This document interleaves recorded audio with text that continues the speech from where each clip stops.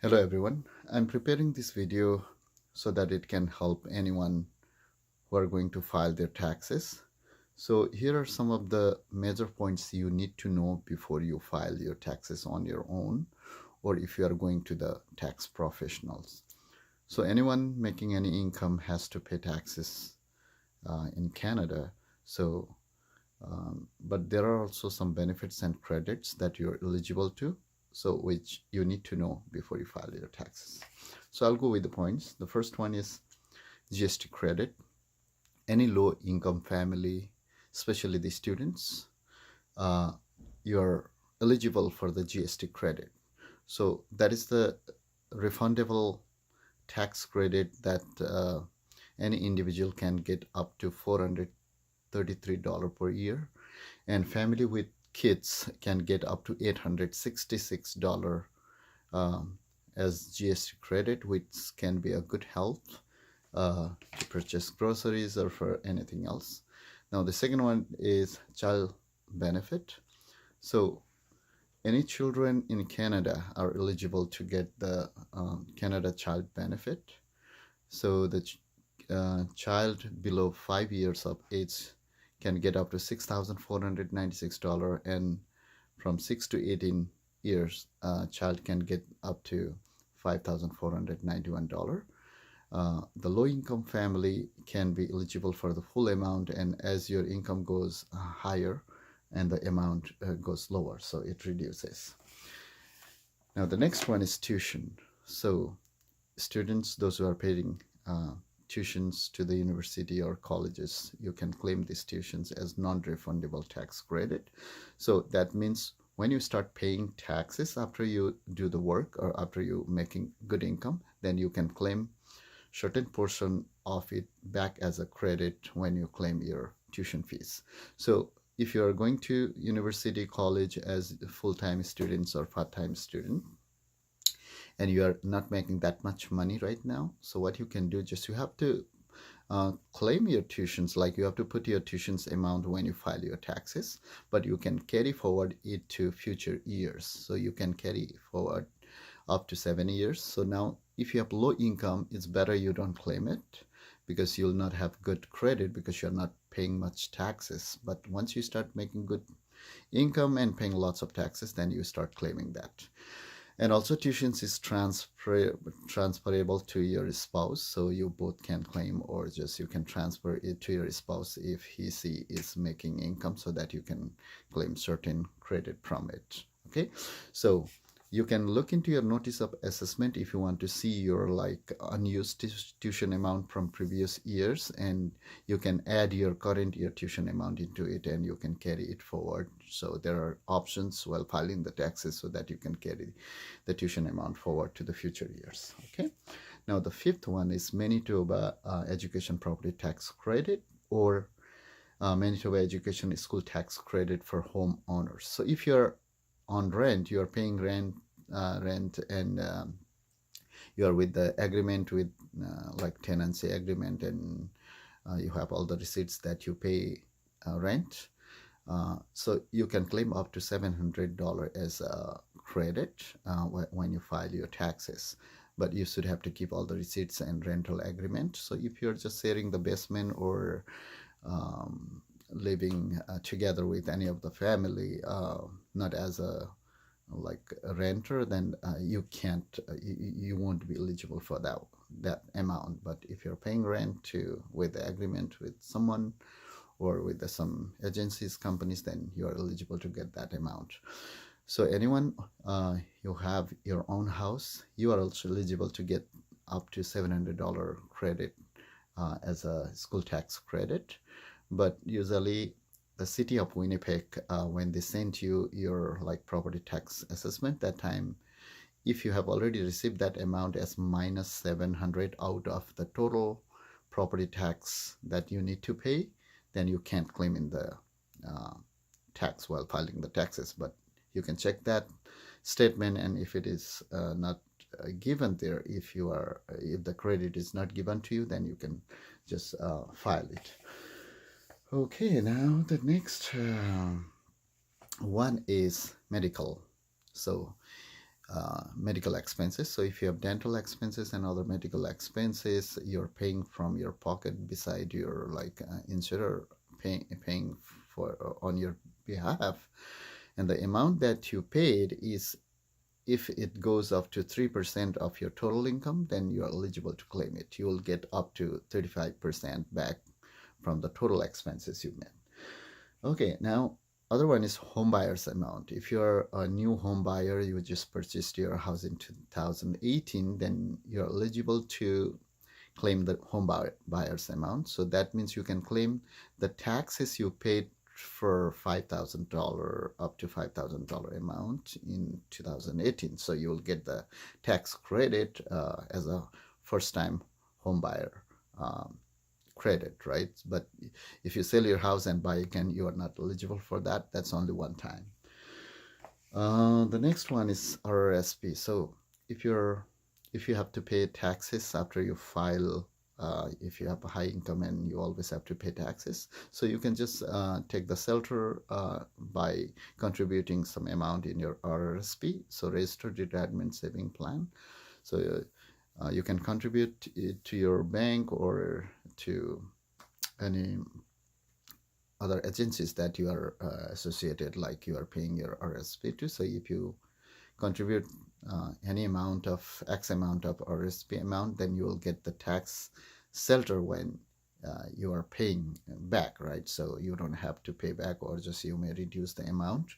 Eventually, you have to pay the taxes for the amount that for the RSP, but you will pay once you start using it after you retire. So you may get some shelter for now. The other thing is now disability tax credit. So if anyone is with physically challenged or mentally challenged, and they can be eligible for the disability tax credit. So if you think someone has any kind of those challenges, then you can just fill out the form called T2201, T2201. That is, you can download it from the website of Canada Revenue Agency. So you can fill out the top portion, then you can talk to your family doctor, and just they can fill out the second portion, and you can send it to Canada Revenue Agency.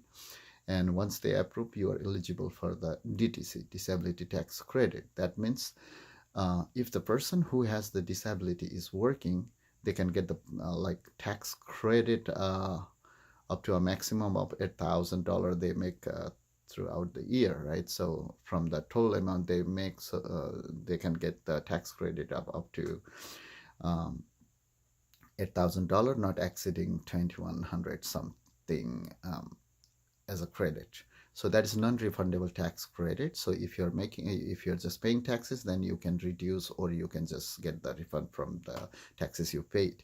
So if the person with disability is not working, it is transferable. It can be transferred to their parents or to their spouse or their son, daughter, like that. And the person who is looking after those person with disability can claim that as transferring to them. So if the person with disability is not making money and paying taxes, and they're not eligible to, but their spouse or their person who is looking after them can apply for that. Okay. Now the other one is primary caregiver tax credit. So usually it's for the Manitobans.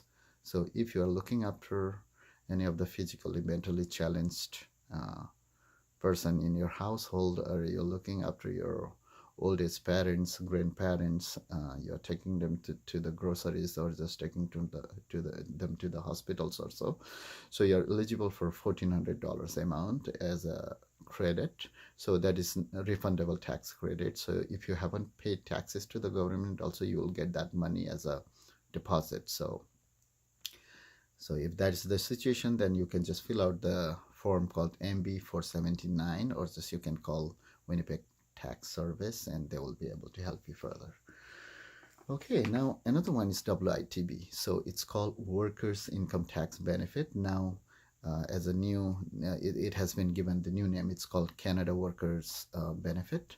So if you're low income, like if you have family and you're not making enough income to support the family, you'll be eligible for this amount. So that is any low income family can get like $1,000 to $2,000 as a like refundable tax credit. So if you're low income, your tax preparer has to click that like you want to apply for WITV, then you will get that credit if you're eligible to.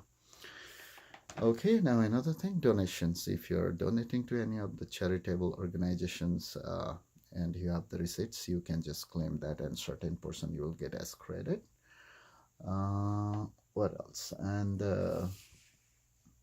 now another thing is a spousal amount. So if you're supporting your spouse and those who are here or outside Canada, and you have like proof of everything, like you're sending money or supporting, so you can also claim the spousal amount. So any individual making like $11,000 to $13,000 in Canada does not have to pay taxes. So in the same way, if you're supporting your spouse, you can also get the tax credit up to that amount to that person. So if you're just getting the credit of 11,000 and you will get additional credit of $11,000, it means the tax you paid for another 11,000 can be credited back to you. Now, and beside this, there are certain amount that you spend for your children. So you can also pay like children's when you pay children art amount or the amount for their games, sports, anything that you can claim. So don't forget it. And finally, about the rent aid, I don't know if you know that. If you have low income, you can also get the assistance with your rent. To pay the rent, you get some assistance. So you have to download the form, fill it out, and just send it to CRA. Or I think it's you can just type rent aid. Maybe it's a Winnipeg tax service. So low income family can get the some supporting payment to pay their rent. And hope this can help to some extent. I don't know if I covered everything, but these are some of the things I want to share with you. And also you have to know now during this season there are many scammers. You may receive phone calls saying that they are calling from CRA, or you may receive email. So you don't have to give all your information or credit card information. They will Canada Revenue Agency will not ask any money through the phone, or usually they will send you the letter. If anyone is asking you money and telling you like scaring you, saying that there will be police in your door if you don't, you owe this much money, that much money, these are scammers. So what you can do is just ask their like representative ID. After that you can just cut the phone and you go to the website of Canada Revenue Agency, and they have their valid phone number. Call them back and ask if that person with that rep ID exist in Canada Revenue Agency. So you don't have too much worry. So especially newcomers and new immigrants are the target by these scammers. So you have to be careful. And I wish you good luck with your tax filing, and just get a good refund. And if you need help with your with filing your taxes, I'm also a certified tax preparer, and I'm certified e-filer through Canada Revenue Agency. So if you want to do with me for the further information, you can contact me at 204-290-8413. Again, it's 204-290-8413, and my name is Dale. Thank you so much, and have a wonderful time. Thanks.